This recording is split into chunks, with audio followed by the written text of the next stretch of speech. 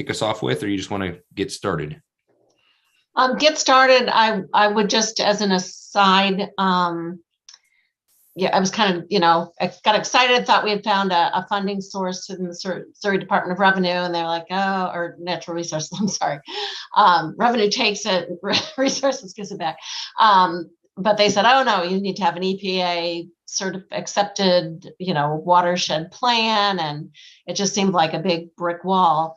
But when I dug a little deeper, it was interesting that they actually had a case study that the EPA had funded that was talking about erosion, but as a water quality issue, and how all the, sediment that gets scraped away, one of the problems that we maybe haven't focused on as much is what it does to the water quality. But it looks like that might be something that we can pursue as a way to, tapping into funds that haven't been available. Not to say we don't have to do a lot of work to get there, but we may want to sort of not change what we're trying to achieve, but maybe change a little bit how we talk about why people should give us money to fix it, and start including water quality as one of the issues that we're addressing. So, all right. Well, why don't we just get started? I'm assuming a few of you have had a chance to take a look at the minutes from last meeting. Does anybody want to? Oh yeah, Travis, go ahead. Mr. Chair, can we, Mr. Co-Chair, excuse me, can we do a roll call? Oh yeah, absolutely. Thank you, appreciate it. Councilmember Brost, Member Bartlesmeyer, Councilmember Edens. Here. Member Delonte, Councilmember Ottenberg, Member Sturman. Here.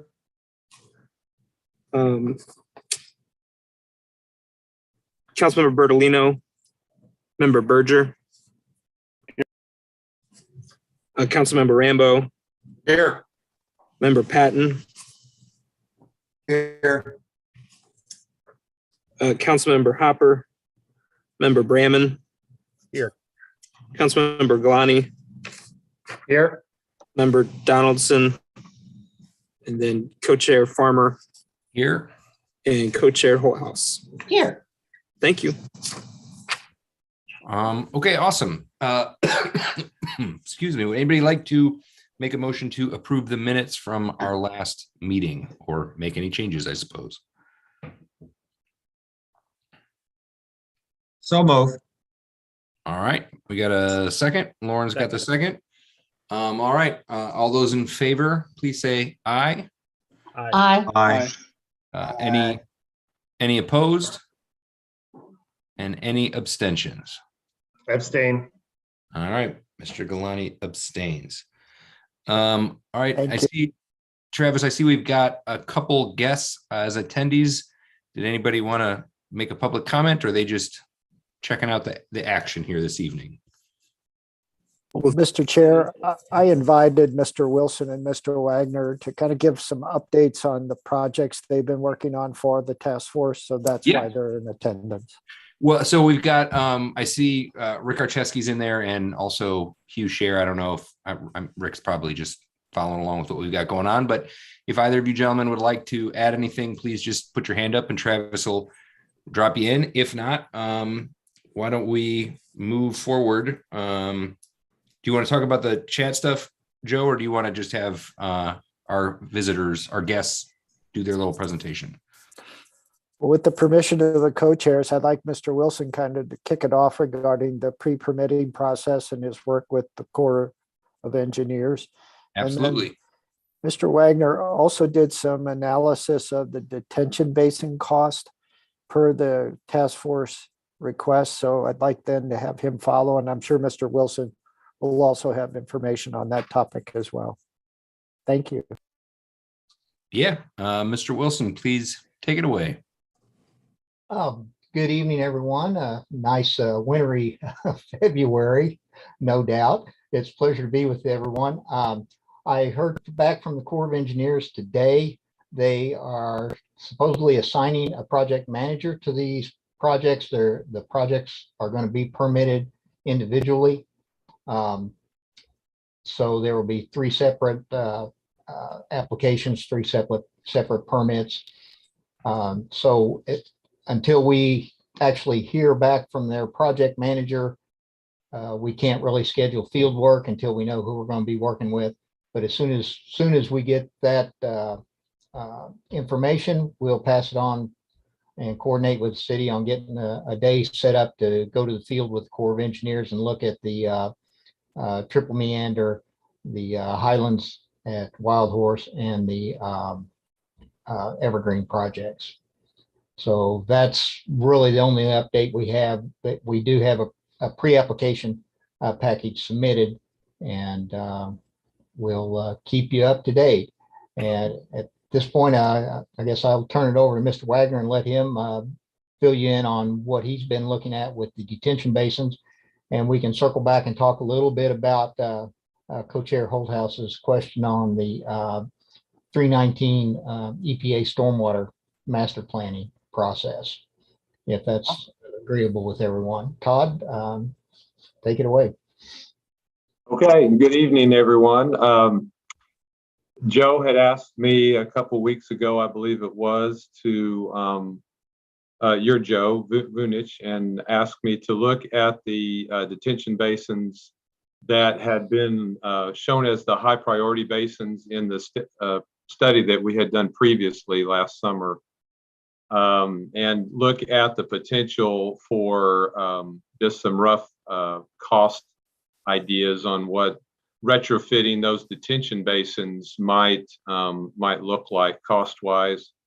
And so it sounded like you all had some interest in getting something done that we could do pretty quickly, some work on the ground to start making some headway on making some improvements in Cox Creek watershed, particularly above the Triple Meander. So what we did was looked at those particular basins on what we know today, which really isn't much yet. We don't have a lot of details on them except roughly the volumes and some of the elevations that we were able to get from some GIS data. And so, but based on what we did know, we put together what we thought would be some potential improvements that you might typically make to a detention basin in order to manipulate its storage and its discharge characteristics in such a way that you could have some downstream benefits. That's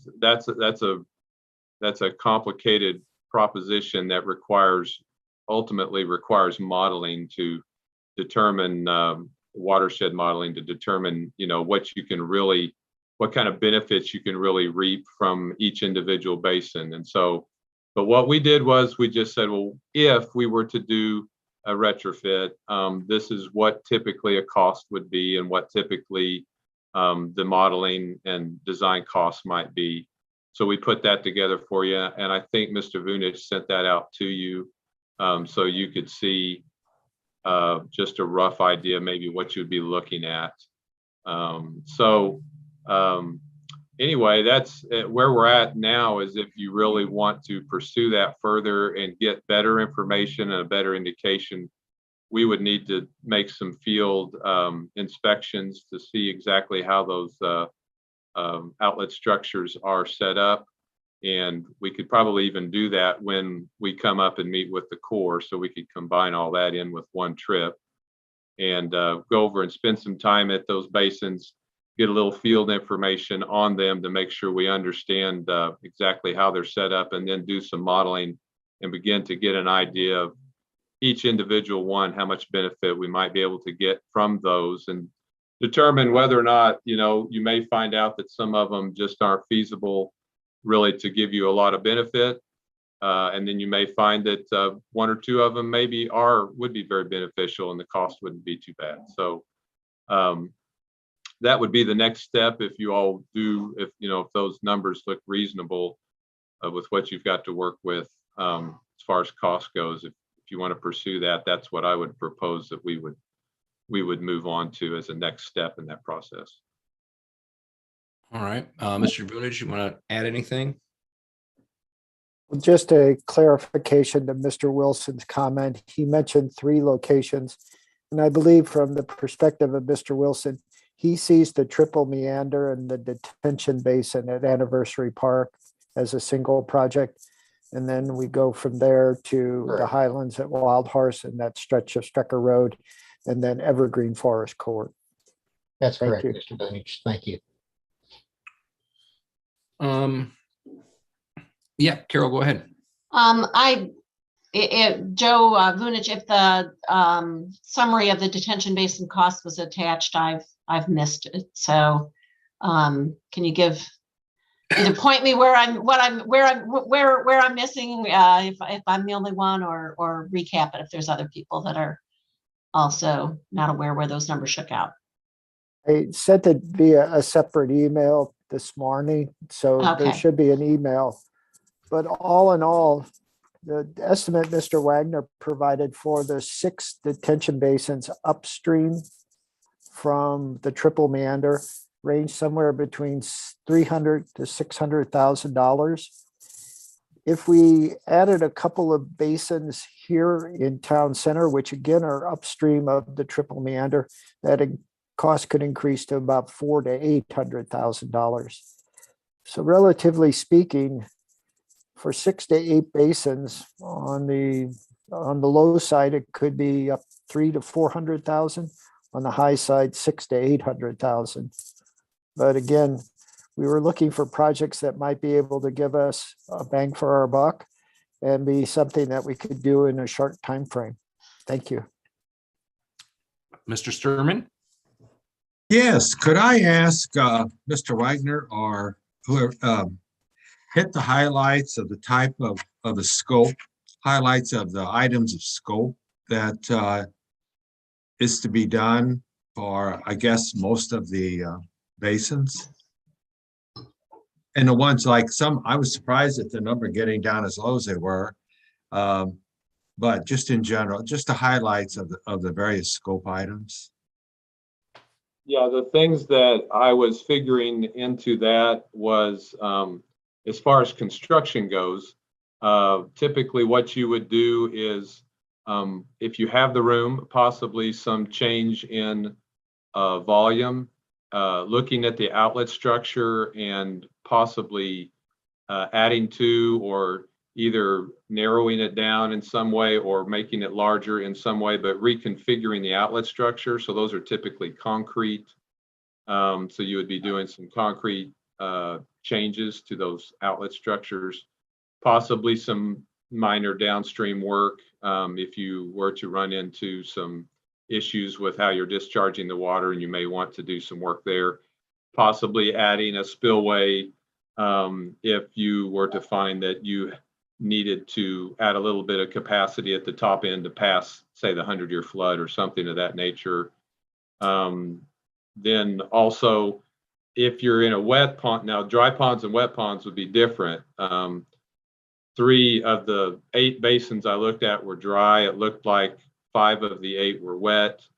Wet ponds, now if you're going to start changing the way these ponds move up and down when you have a rain event, you're going to start having an impact on the bank stability. And typically you may even be seeing that now in some of those ponds that aren't lined with riprap around the edges. You may be seeing some bank erosion and you start to develop a vertical bank. If you've got geese problems, they make it worse because they'll be eating the grass and the plants off the edge. And so you'll have bare banks that start to erode. And so if you're changing this to perhaps go up and down more often, the water surface is going up and down with every event, you may start having an increase in bank erosion. Could be a result. So I also threw in some money there to put some rock lining or some other type of erosion protection lining on those ponds to help make sure that you don't have any kind of detrimental impacts from any kind of manipulation of water storage and discharge that might be going on. So those are some of the types of things that I was assuming that could be involved in these projects. But none of those are real big ticket items typically as far as construction goes. I mean, frankly, that you have to be really careful with the modeling and with how you fit, how does this basin fit within the overall watershed model? And so the modeling actually should be fairly intensive to make sure that you're not going to cause any downstream impacts, negative impacts. So the modeling would require a fair amount of effort. but then the actual construction typically is not a huge deal to make these changes and modifications. Is the riprap or the banks, does that also have geofabric? Typically, you would put geofabric underneath it, so you're not getting scour underneath your rocks that could lead to some loss and some sloughing off there. So yeah, that's a typical design, is to have some geofabric underneath it. Yeah. Thank you. Carol? Carol, you got a question? A comment and a question. The first comment is, I think there was some back and forth with the USGS people as they started their work, and that they'll have, maybe not as refined as at the individual detention basin level that you're talking about, Todd, but I think they were aware that, you know, we were interested in confirming your thesis that, you know, there was enough detention basin capacity to make a difference. And I think they're open to, you know, tweaking some of those variables in ways that, you know, might bring the two efforts together and have their work dovetail nicely with yours. Yeah, I guess this, we'd love to coordinate with them too on whatever work they're working on too. So that yeah, would be so, part. you know, some of that, what happens downstream if we, you know, flip this lever is very much a piece of what they're looking at. The question part of it is, you mentioned getting the Corps of Engineers involved. At what point, you know, does MSD have a say in this? And do we need to involve them either as somebody who will approve it, or is there any way that perhaps we could get them to contribute something to funding some of these retrofits? Yeah, that was, thank you for mentioning that. It's probably not likely that the Corps that you would need to get a Corps permit unless you were to go downstream and work on a channel that's considered waters of the U.S. But hopefully there wouldn't be any Corps permit required on the detention basins. But yes, we would need to coordinate with MSD on any modifications, because these were all designed according to MSD standards at one time. And so depending on when they were built, they possibly met various standards that have changed over time. And so that would be something that we would definitely coordinate with MSD to make sure they don't have any problems with the proposals that we might put out there. All right. Well, I mean, I'm kind of curious, looking at this different sizes. I mean, obviously we'd love to get everything as fixed as we can, but if we needed to try to cherry pick, is it one of those things where it's better for you guys to come and look and see what these things do? Or is it easy for us to just say, let's take the 3 or 4 biggest acre sites that you know would theoretically hold the most water? What's the best way to look at this? Well, one way, I mean, the reason we picked those top 6 were because they're the largest, so they would seem to have the most potential for a positive impact downstream. But it also has to do with how it's designed. If it's already designed well, then there's not a lot of increment available there to make improvements, right? It's already a good basin. If it's perhaps an older basin, or I think the dry basins probably have more potential in general than the wet ones to make an improvement. And so, you know, you're looking at factors of how they've designed the outlet structures and whether or not they're wet or dry. And so just because there's one that's really large, it may not necessarily be one that's going to work all that well for you. I would propose that we would do as minimal as possible amount of modeling on each of those to get a feel for which ones are looking good and which ones aren't looking good, and just try to get a little bit, just enough where you can tell where it's going. And then if it's not going to be a good basin to modify, then don't put any more effort into it, and try to focus on those ones that go, oh yeah, the way that one was designed, I think that one's got some potential there, and then let's work on it a little bit more. So I think that's what the very first shot at this would look like, would be kind of scanning over these top 6, and could be even a few more of the larger basins that aren't on the list, that as we go down that list may pick some others depending on what we find on the top 6. So basically trying to find out how much you all want to put into it, and let's get the most bang for your buck of whatever resources you have to work with. So. Todd, if I might add, one of the things in our initial site visit that we're going to be looking at is access. If if it's going to be a real nightmare to access a particular piece of property to get to a detention basin to make modifications, that may bump it further down the list. You want to make sure that you can get to it. You want to make sure it's got sufficient volume. So there's a number of things to take into account. And at that point, we may be, once we kind of fine tune a short list, we're probably going to want to make some initial contacts with the property owners to verify that they're even open to that type of modification. It may, and that may resort the priority list as well. So anyway, just some quick thoughts there. I mean, I know the overall number seems, I mean, it is what it is, but it seems large to me. What kind of an expense is it in your guys' minds to do this kind of limited look at it when you guys are out here with the Corps and all that kind of stuff? Does that, what kind of expense? Preliminary? Yeah. Joe and I hadn't really talked about what this next step might cost in relation, like what part of the overall engineering cost could we do this first preliminary look, Joe? I think we'd probably want to maybe talk about that, and we could probably shoot them back something within a day or two. Yeah, I mean, I think that would be good. I mean, Steve, I just saw you hop in there. Correct me if I'm wrong. I mean, I'm of the opinion we need to have an understanding of what something like this might cost, and then obviously we want to make sure that it would actually be worthwhile in doing. But I don't know. I also know that we're running. I mean, Joe, you can probably answer this too. I mean, I feel like we've got to be getting pretty close to run up against the top end of what we were slated to spend for this year anyways, right? So I don't know that I don't know how much wiggle room we've got for this fiscal year to do too much more of this stuff, right? Well, Mr. Farmer, we had committed $107,000 to the USGS as part of this first year of study. That left us in the range of about $140,000. And then we do have outstanding contracts with Wilson Hydro and Wagner and Associates. So I think the estimate I gave at the last meeting was a little over $100,000, maybe unencumbered at this time. All right.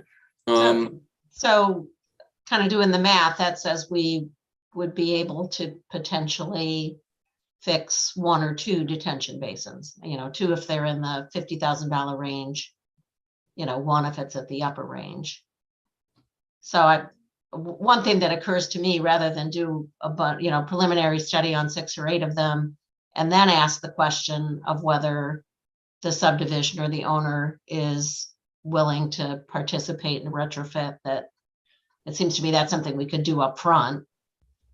And, if I'd hate to do a bunch of even preliminary design work and then ask the question, will you give us access to it? Will you let us do work on it? Even if we pay for it. So, is that something we can, I don't know if I can do that as a volunteer or whether it take somebody from the city, but it would seem to me that would be a good first step. To the Northeast 11 B1, which is the biggest one that is upstream of the Triple Meander, that's my subdivision. So, I mean, I can bounce it off the other 2 guys, but we've talked about this a lot. I mean, we would certainly be willing to do, let the city, whoever do it needs to get done all within reason. I mean, we spend a lot of money on that thing already. So that one would be an easy one to get at least. Yeah, and I think they all would maybe. I think it'd be easy to get an answer one way or another. And I would guess most of the answers would be yes, but I'd hate to invest, even a small amount of money, since our funds are relatively limited, and researching something and then asking later, can we actually do the work there? So all right, Lauren, what you got? Yeah, I would just recommend Chair Farmer, that at the next maybe work session meeting, you kind of do a temperature gauge of full council, because, originally we had committed to spending some of our own funds for internet expansion, and we ended up using, all federal money. And Right. you might find that you have a council that might be willing to dip into the coffers. My other question is really more for Mr. Cross, and that is, if we have a very well documented project that would otherwise in the future qualify as something that we could spend infrastructure dollars on, is it possible to spend it now and to use federal dollars as a reimbursement for the project? How does that work with timing? Can you all hear me now? Yeah. Yeah.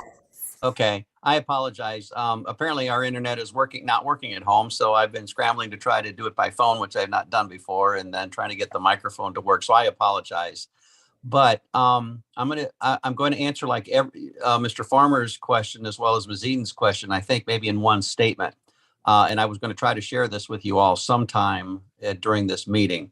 I had a conversation today with our political consultant in Jeff City, and he provided me some very, very good news. The council will hear this on Monday when Jake Silverman, our political consultant, speaks before council. He comes to the council meetings, the second meeting of each and every month.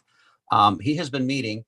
We provided him some information. He has been meeting with several of the senators. Mr. Cody, who is head of the budget committee, he has a meeting with the governor staff tomorrow.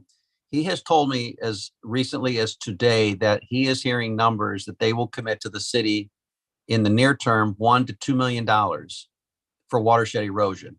I literally heard that at about 3 o'clock today. He will expand on that when in his Friday report, and then when his presentation to council on Monday. But we might be looking at a fair amount of money coming from the state of Missouri rather quickly. So I had to do some scrambling today to get them some information, because these meetings are going on as we speak. So that's the good news. In response to Councilmember Eden's question as it relates to infrastructure money, we don't even know where that's at yet. It's still in Washington, D.C. There's no information that any municipality or any state, for that matter, has with regards to what may be coming down the pike out of Washington from infrastructure, nor what the rules would be related to how that would be spent and so forth. I would say that what we could not do would be to spend dollars now and then expect reimbursement now, because we don't know what the rules are, and we could be on the hook for spending those monies. It's a little different than the very first tranche of federal funds that came from the stimulus package related to the CARES, the coronavirus money. In that particular case, we had guidance at the time that said you could spend money, and then it was like for revenue replacement and some other things. We used it for our police contract. But I would not recommend at all that we spend any money, city money now, in the hopes that we might get reimbursed through the next tranche of funds. So I think my first statement with regards to monies that could be coming from the state rather quickly through the efforts of our political consultant is our best bet. And we're talking a fair amount of money there. Well, this is exciting. Well, it's a good thing we did the first reading then at the last council meeting for the permitting process. So if, let's say, most of those would go to those projects, within the permitting, I mean, I did agree with Chair Holdhouse that it would make sense to, ask people if they were amenable to change before we would go out and kind of design the work. However, when you're holding your hands out to legislative members, it really helps to demonstrate need. And so maybe that concern for, expediency, maybe it's just better to kind of go ahead and get a plan in place and have it so that we can demonstrate, when you give us the funds, this is what we can use it, for. And having that when you talk to people would be helpful. Well, in fact, we did provide that, which was allow us to to get on their radar. We provided documentation in terms of where our issues are, the monies that we have in our budget, because there will be a matching component to it. We just don't know what that might be. But for your all's edification, in the 2022 budget for watershed erosion, we have budgeted $250,000. And then we have budgeted $500,000 in each of the years 2023, 2025, and 2026. And so it's, again, this is very, very fresh news in a conversation I had literally late this afternoon. So don't know where, but they're talking those kinds of numbers, but I don't know the guidance. I don't know what the rules will be. But we did provide information with the help of Mr. Vunich, who provided me some information that we provided in a letter that then will also go out to the DNR and some other folks from various senators' offices, using that letter explaining what our issues are and why we are seeking funds from the state of Missouri, because at $5.3 million, or a total price tag for some of the projects, or all the projects, maybe not all, but a vast majority of them, we laid out in this letter, certainly spelled out the need that we have and the inability of our municipality, much less any municipality, to self-fund an expenditure of that nature. So all that information was provided to them. Now I asked Jake if he would just simply come to the meeting on Monday with a check in his hand for at least $1 million, but I don't think that'll happen. It doesn't hurt to ask, though. It doesn't hurt to ask. So what I'm hearing is don't break out the confetti yet. Wait a week. At Listen, least. I mean, this is good. I've been on this committee since it started, and this is the best news we have had since the very first meeting. This is a really big deal. I know there's been a lot of overturn on the committee. This is, oh, wow, great. Well, the decision by the council to hire this political consultant was the impetus for this. This was a great decision made. This gentleman is doing everything he can on this front, as well as others. So the selection of Jake was an absolute home run, and he's earning his keep for sure. That's great. Well, Mr. Vunich or Steve, you tell me, do we need to have maybe, would it be helpful to have a motion to have our consultants kind of put their heads together just to get some preliminary numbers on what it might cost to do this research? Or is that just something we can discuss, have them do that, and we can talk about that on Monday at the work session as a possibility? I will defer to Mr. Vunich on that, get his opinion on rather, I would simply say I would follow the process that you all have been following up to this point, which is be ready, be shovel ready, Yep. to use your all's term, for when the money does come down, so that we know what we're doing and we're ahead of the game. So if that is the path that you're on right now, my opinion would be to continue along that path. Yeah, I agree. But Mr. Vunich, what do you think? Mr. Chair, I would just respectfully request a simple voice vote, basically authorizing the department to ask Mr. Wilson and Mr. Wagner to proceed forward and at least give us a proposal with an estimate of what it would take to do the modeling, et cetera. Okay.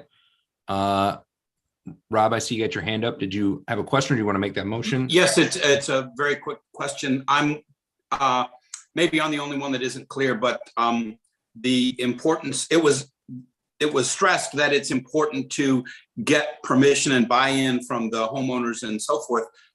Whose job is that? And is it yours, Mr. Vunich? Since all the detention basins are in common ground or an easement, the intent would be to contact the trustees.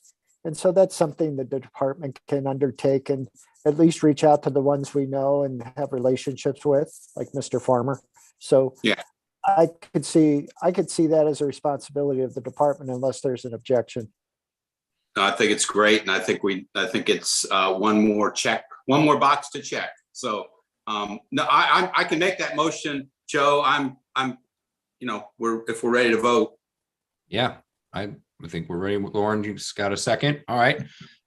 So all in favor, everybody understand the motion? We're just gonna, have our consultant friends kind of put some preliminary numbers for us and keep this train on the track, so to speak. Everybody good with that? All right. All in favor, please say aye. Aye. Any opposed? Any abstentions?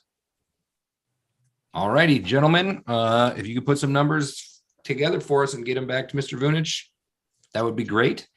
Does anybody have any other questions for our consultants? If not, I'm sure they would like to probably not be on the call anymore, so we can let them get out to shoveling or whatever we're doing here tonight. No, all right, gentlemen, thank you so much. Mr. Vunich, was there a question about that Ms. Holdhouse had brought up? The EPA watershed management plan. Oh yeah, we were just Yes. gonna do. Yeah, Carol, take it away. Well, I guess the question would be, I think it's a separate thread, but at one point, I think, we'd had a stormwater master plan on our to-do list, and kind of said, we've got a lot of things going on and limited funds, and that was kind of a lower priority. I think, calling it something different, which is a watershed management rather than a stormwater, may make a difference. And certainly having something that will be in this EPA accepted framework.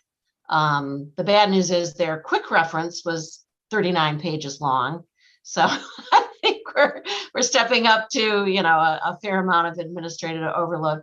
My question would be, have you had any experience participating in developing those kind of plans, or any, sense of what kind of an effort? They even talk in the quick reference about needing to find partners and consultants, and so I don't think it's anything. It's fair to say, hey, Joe Vunich, add that to your to-do list, or that volunteers are going to be able to do. So, do you have any experience with developing those kind of plans, and any sense of what timeline and budget would be required to accomplish that? I'll jump in. Mr. Wilson can follow up and correct me, but my first comment, or would actually be a question: is there a reason why you are saying that this would need to be an EPA approved plan? Because that was what the Missouri Department of Natural Resources told us was a prerequisite for them releasing some grant money. For a 319 grant. Okay. Yeah. Yeah. Okay. Yeah, that was my question. It boils down to every watershed master plan is unique in what it's trying to accomplish.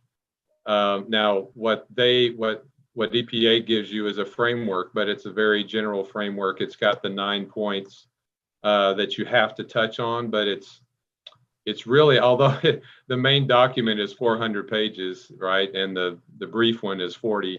Yeah. They want main components met, and there's lots of things that you have to accomplish, like the more cooperative partners you can have, lots of public education involved. Those are components that are very, very heavy components. And now, if you were just looking at doing a master plan to try to reduce erosion and leave EPA and the DNR funding out of it, it would be a different approach, right? And you would try to just focus in on that purpose.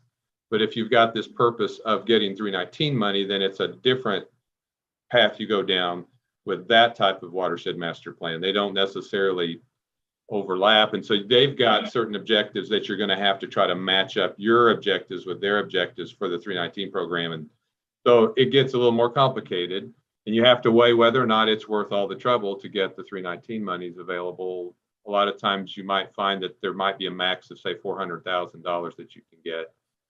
And then you also have to compete for that money every year too. So you may or may not get it after you go to all that trouble. You may wait several years before you get it. So there's lots of things to think about. I have been involved with some of the nonprofits around Springfield and helping them get these watershed plans put together. I'm currently on an oversight board on one of the 319 grants for the Little Sauk River here in north of Springfield with the Watershed Committee of the Ozarks.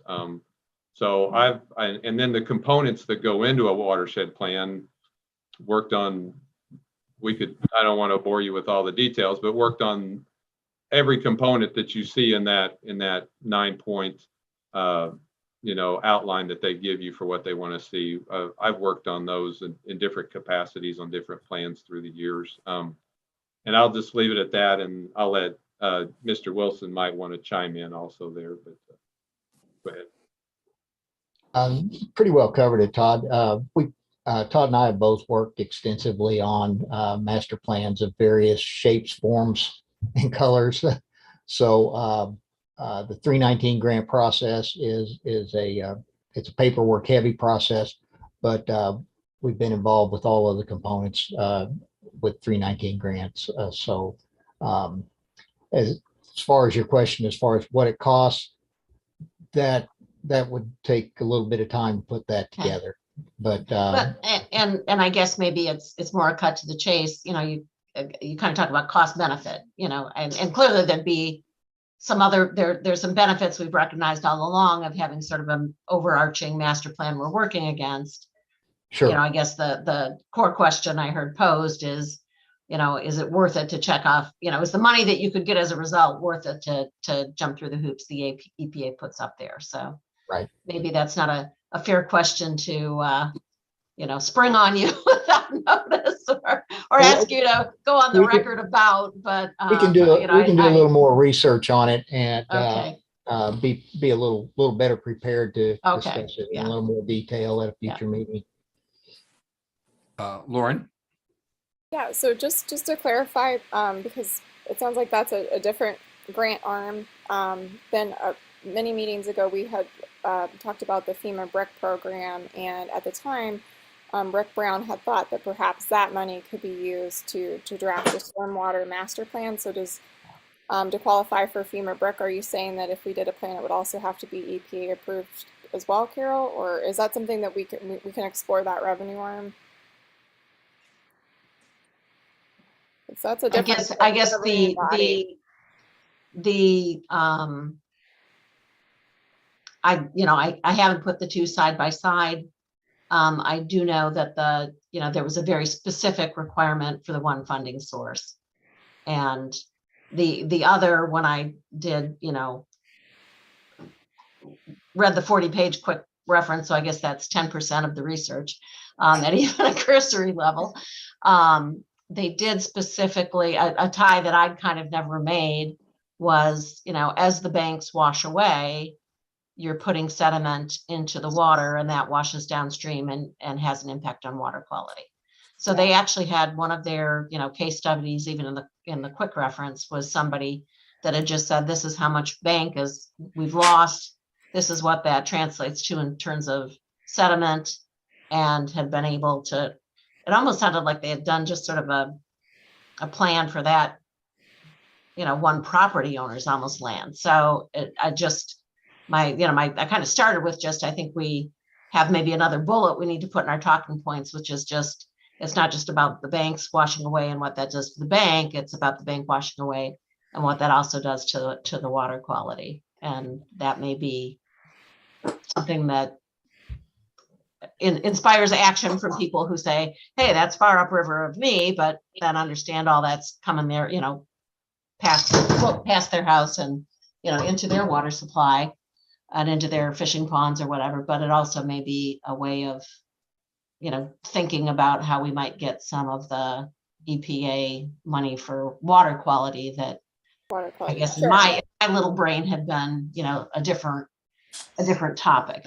So Well, they overlap. It's just if one funding source would be harder to get, I mean, maybe then we need to go back and touch base on the other one, which, I mean, as long as you're showing, mitigation of potentially dangerous circumstances, which we would be.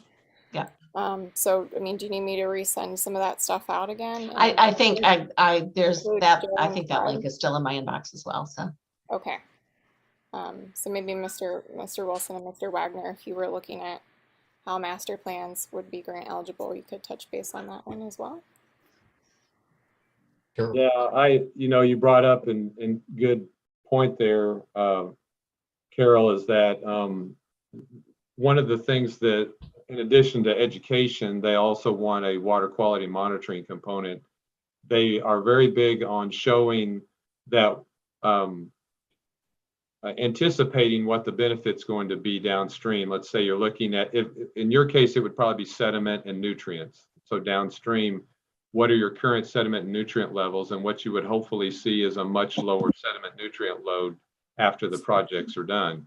So there has to be a monitoring program set up that would probably go on for 3 years after the project was done in order to try to show, hopefully, show the improvement.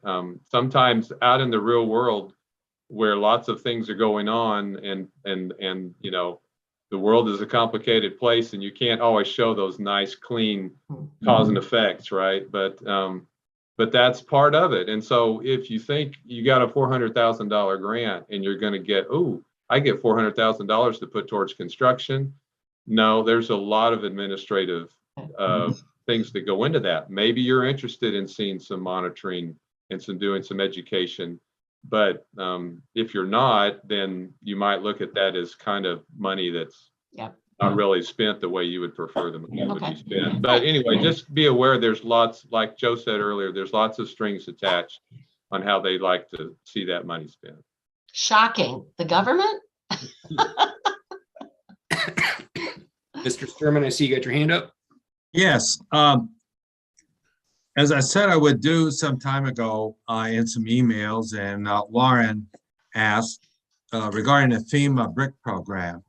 And I have, and I was in touch with her, back in 20. And I said I would try to get in touch with Miss Heidi Carver, who for the state of Missouri is apparently the one who manages that program. She's the section manager for the mitigation management. And as late as today, I had a conversation with her. And again, I discussed with her the latest requirements we need to do to apply for some funds in that program. And I guess what I could do rather than this evening, I can send out an email to the ones that have been involved before. And just in that email, indicate the things we have to do. They have quite a schedule. And one thing is we need to do a benefit cost analysis in which it needs to be a score of 1 or more. Some of you may already know that. And then a notice of interest. And then it goes on from there. So I just thought I'd let you know that we've got that to take a look at. Awesome. Okay, Carol, does that answer your? I mean, we can certainly. I think it's good information. I don't know that we've got a clear path of action, but you know, it's kind of let's not lose sight of that. We've made, you know, tremendous progress in having mitigation things that are, you know, getting close to the next step of the permitting process, and maybe have a source of funding.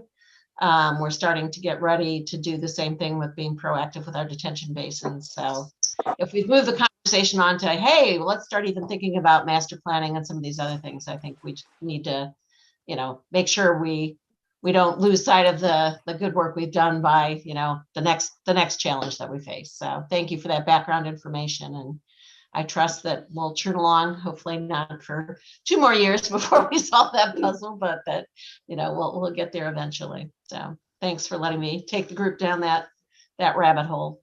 Yeah. All right. Does anybody else have anything for Mr. Wilson or Mr. Wagner? All right. Gentlemen, thank you again for spending some time with us and sharing some great information. We look forward to hearing more from you guys soon. Thank you very much. Everyone have a safe and pleasant evening. You too. Thank you. Thank you. Good night. Okay. Getting back to our agenda here. I think, would we be on the summary of comments, I suppose, then? Does that sound right? Yes, Mr. Chair. Who would like to take that one on? Well, Mr. Chair, I just provided it to the task force members as a kind of informational item. Hopefully I did a good job along with Mr. Newberry and Miss Ripito, kind of taking what was said, condensing it down so that you can kind of use it as a gauge as we move forward over the remainder of this year and beyond. Hopefully we'll address some of the concerns and accentuate the positives. But if there are any questions, please, certainly Department of Planning staff would be glad to try to answer them. Okay, anybody have any questions or concerns? No, excellent. USGS update. Looks like they've maybe started getting a little bit of work done over there, which is cool.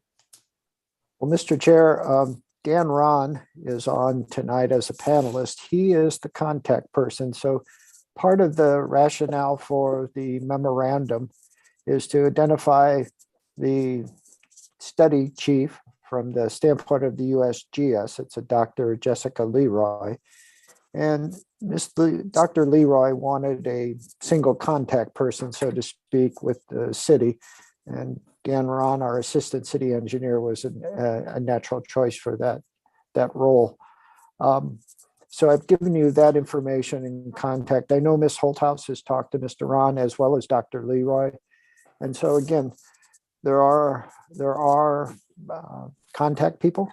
The study has begun. They were in the creek last week. They intend to be in the creek next week, the week of February 28th. And with that, I'll let Dan kind of update anything he'd like. All right. Good evening. Can you hear me? Yep. Okay. Yeah, I met with USGS earlier in the week, and they are last week, and they are starting the terrestrial LiDAR scanning they've done quite a bit of the triple meander and the downstream section of that. Really great group. They're super excited to be out there, which was fun. I mean, they were actually, excited to be doing what they're doing and getting to work in our creek. So good group of folks, and I think they're going to be great. And I did want to say, speak to something earlier regarding the detention basins. That is, they do plan to do some analysis. So I'm sure that when we get to that point, we can talk with Todd and Joe and USGS all together and kind of coordinate how we want to do that, part of the analysis. So, but otherwise it's going really well. And and it's very promising. So thank you. Awesome. All right.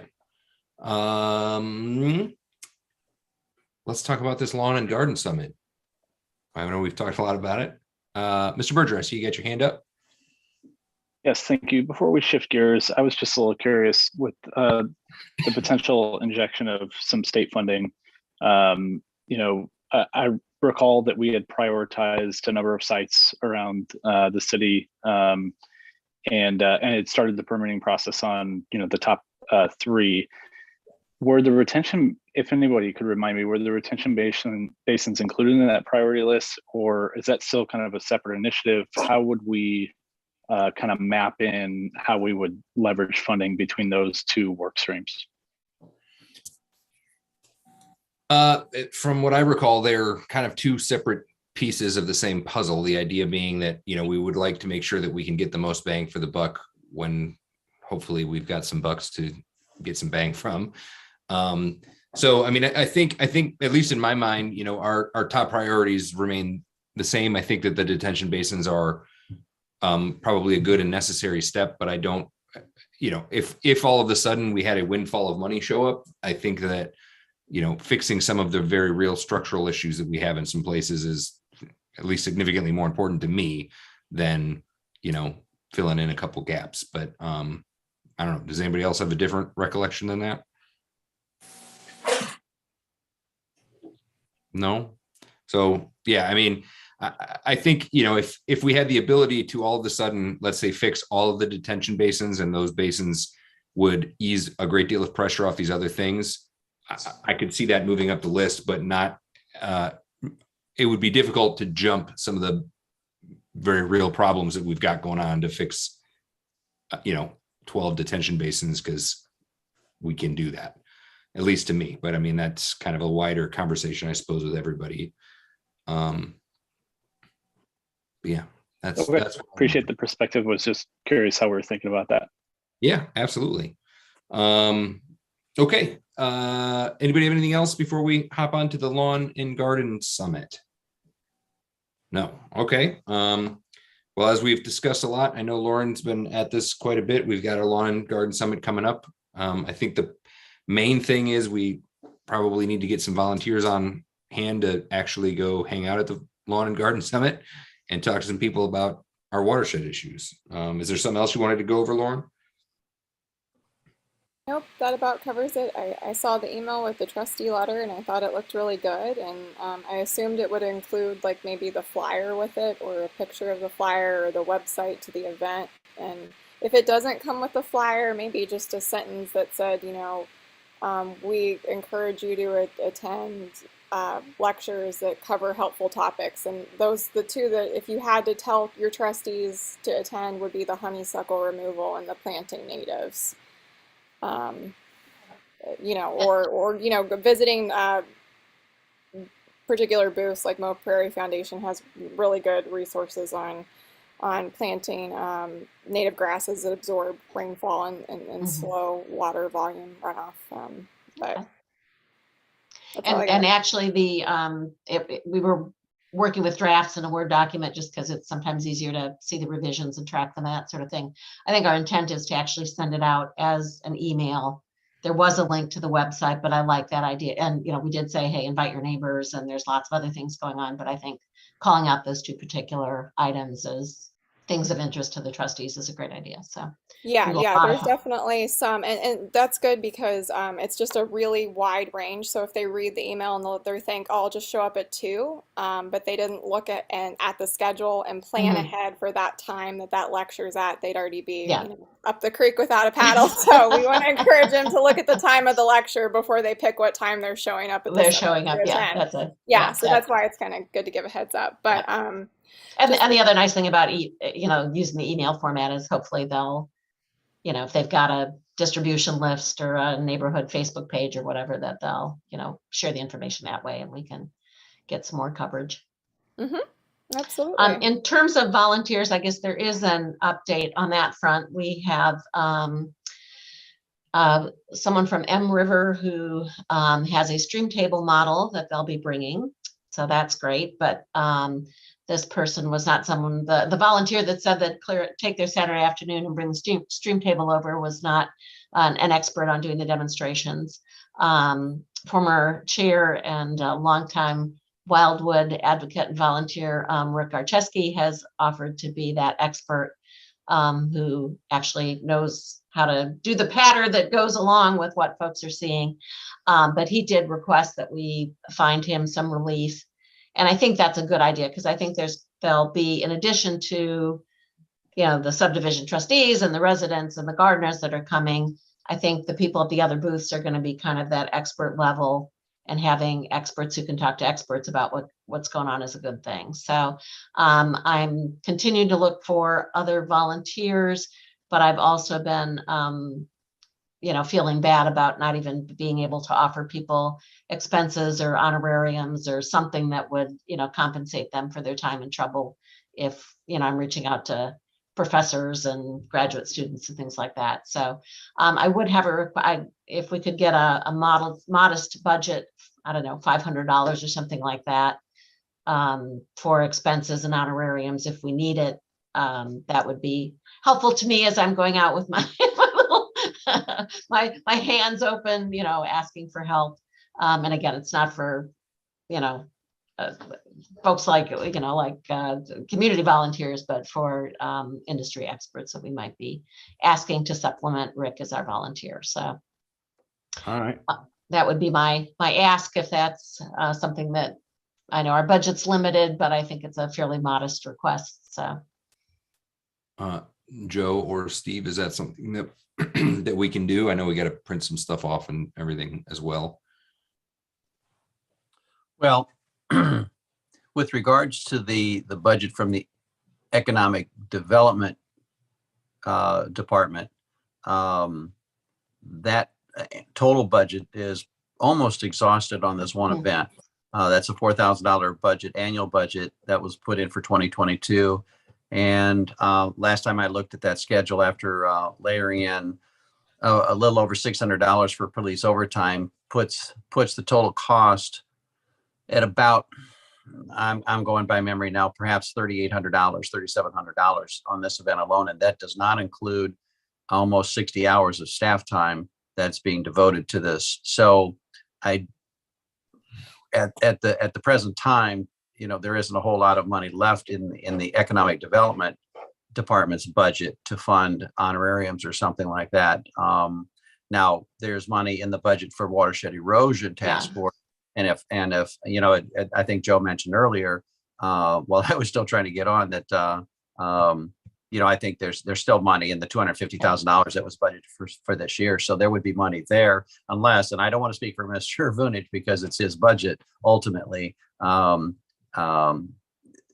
if he has it earmarked for some other things, so I don't think the economic development department would be able to help, but perhaps Mr. Vunich's budget might accommodate something like that. Well, certainly with the support of Mr. Cross, our city administrator, I think we could use $500 out of that remaining $100,000+ for this purpose. Or if we choose, the department has a line item for consultant services, and $500 certainly could be fit in there as well. So if it's okay with Mr. Cross, certainly I think the department could fund that modest amount.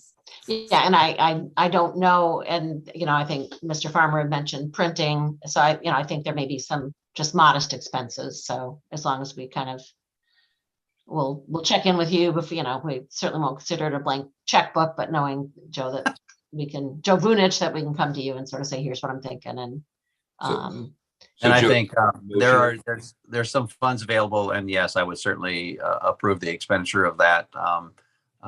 There's some money there that could fund this, so that would be fine. And community education has always been part of our mission, so I don't think we're off on a tangent here that's inappropriate. Awesome. You don't need a formal motion or anything, right, Joe? We just let you know what's going on. Right. Yeah. Okay. Just give me the information and then I'll coordinate with Mr. Cross and we'll get her done. All right. Well, I know I plan on being either at or near our booth for the duration of the event. So at least there'll be one person who could talk about some of these things. And I would like to say I'd be right there beside you, Joe, but I've had plans for more than a year to be somewhere sailing away from the coast of Florida on the 19th. So right.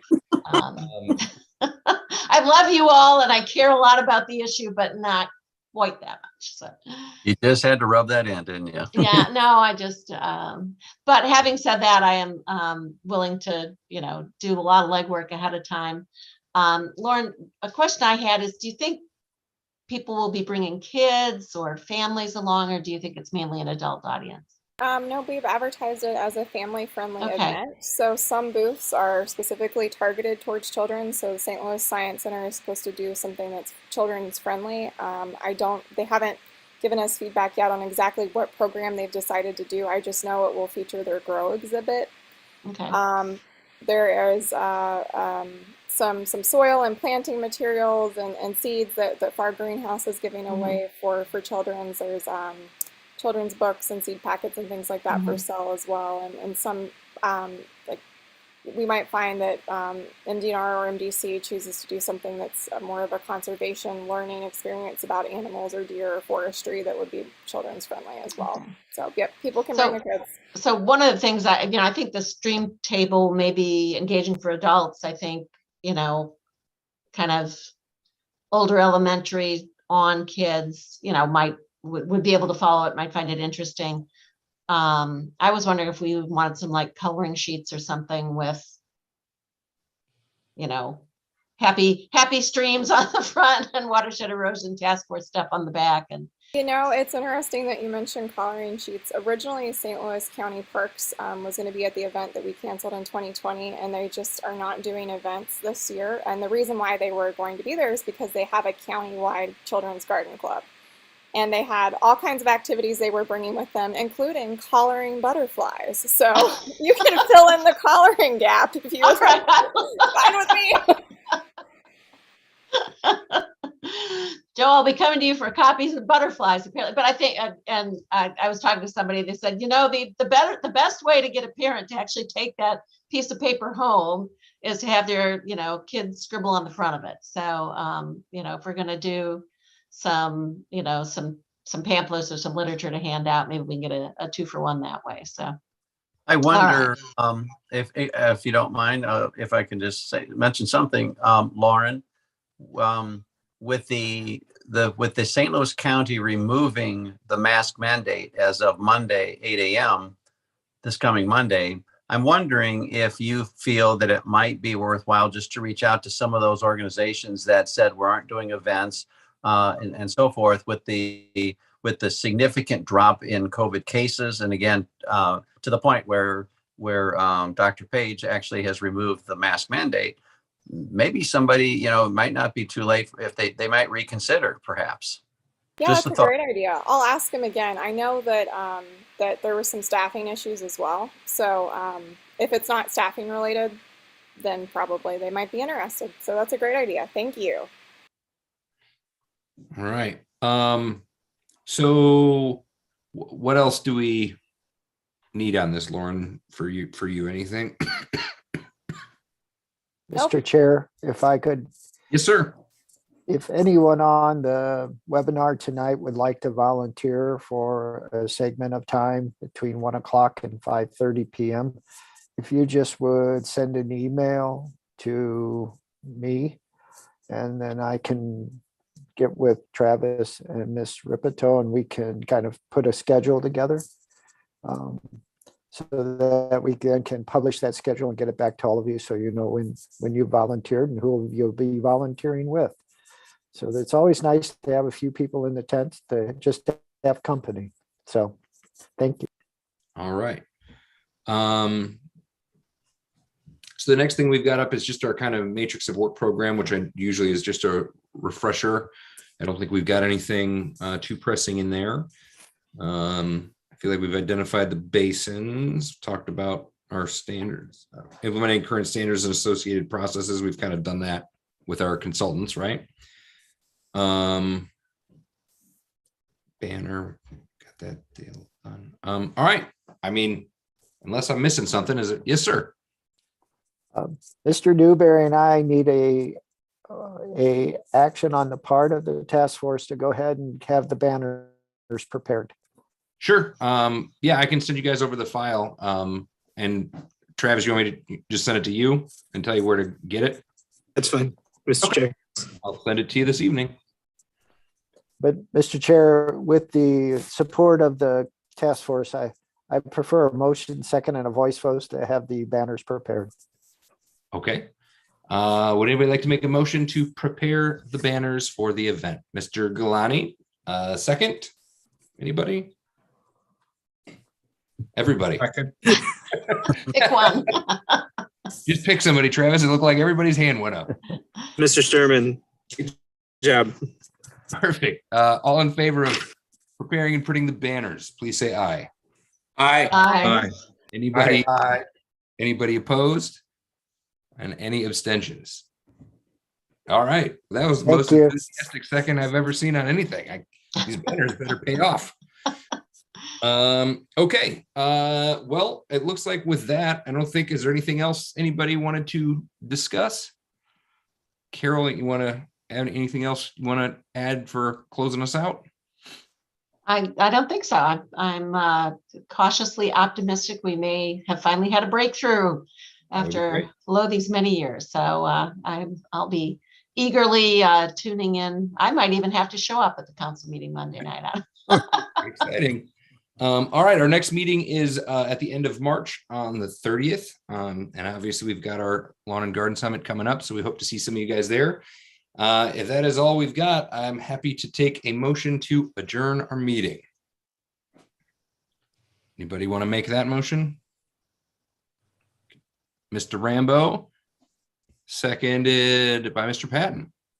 All right, I think it's non-debatable. So all in favor of adjourning our meeting this evening, please say aye.